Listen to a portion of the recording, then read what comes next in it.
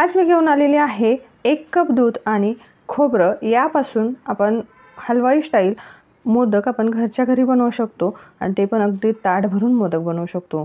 तर चला मग रेसिपी बघूया। इथे मी एका कढईमध्ये 1 कप दूध घातलं। दूध हलकं गरम झालं की यामध्ये 1 चमचा साजूक तूप घालायचं आहे।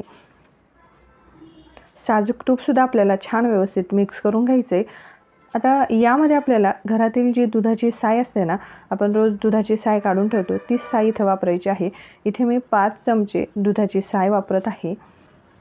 यामुळे फ्लेवर अगदी छान येतो, अगदी खव्यासारखी टेस्ट लागते।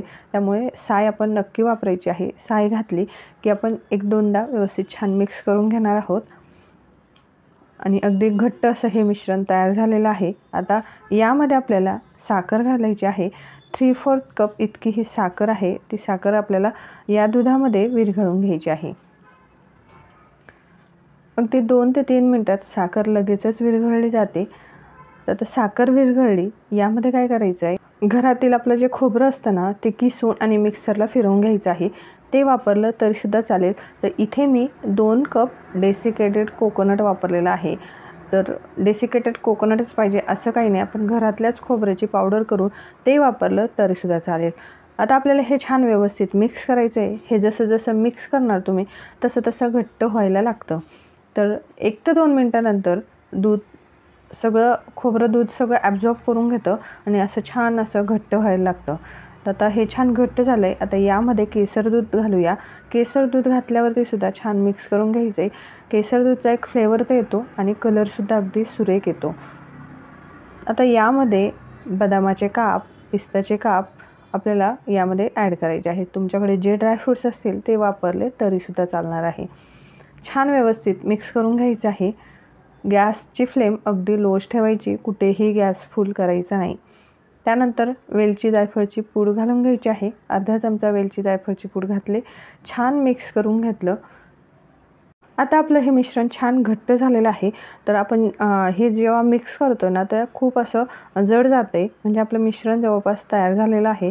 आता हे मिश्रण तयार झालं आहे का हे कसं ओळखायचं, तर मिश्रणातनं एक छोटासा गोळा घ्यायचा आहे आणि तो हातावरती गोल गोल फिरवून बघायचा, म्हणजेच की लाडूचा आकार द्यायचा।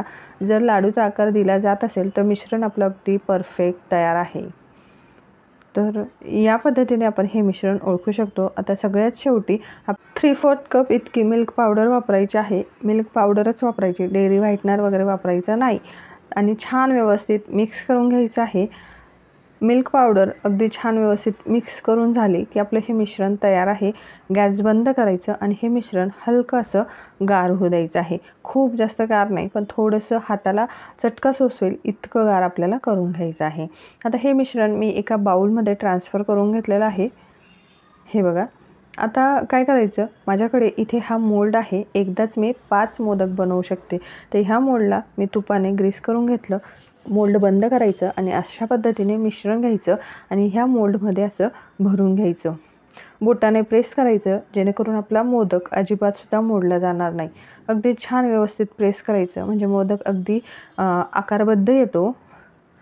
हे बघा, अशा पद्धतीने सगळ्या मोल्डमधले मोदक भरून झाले की छान व्यवस्थित एकदा प्रेस करून घ्यायचं आणि मगच हा मोल्ड ओपन करायचा आहे। जर व्यवस्थित प्रेस केलं नाही तर मोदकला आकार येणार नाही किंवा मोदक तुटण्याची सुद्धा शक्यता असते। तर तुम्ही बघू शकतायत मोदक अगदी सुरेख आलेले आहे आणि अलगद असे हे मोदक काढून घ्यायचे आहे। याच पद्धतीने मी सगळे मोदक करून घेत आहे। जर तुमच्याकडे हा साचा नसेल तर काय करायचं, तो जो छोटा साचा येतो ना, त्यापासून सुद्धा आपण अगदी छान असे मोदक बनवू शकतो। इथे मी तुम्हाला बनवून सुद्धा दाखवते।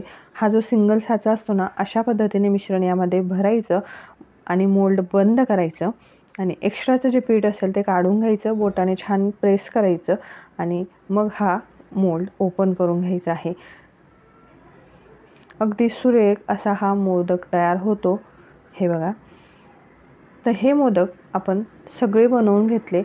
तर इथे माझे ह्या प्रमाणात 60 मोदक तयार झालेले आहे। तर तुम्हीसुद्धा एकदा ही रेसिपी नक्की ट्राय करा। यामध्ये आपण दुधाचा वापर केलेला आहे, त्यामुळे हे जवळपास 2 ते 3 दिवस टिकतात। फ्रीजमध्ये आपण ठेवून स्टोअर करू शकतो 2-3 दिवस। तर अशा पद्धतीने तुम्ही हे मोदक नक्की घरी बनवून बघा. रेसिपी आवडली असेल तर मला नक्की कळवा आणि रेसिपी कशी झाली हे कमेंटमध्ये सुद्धा सांगा. रेसिपी शेअरसुद्धा करा.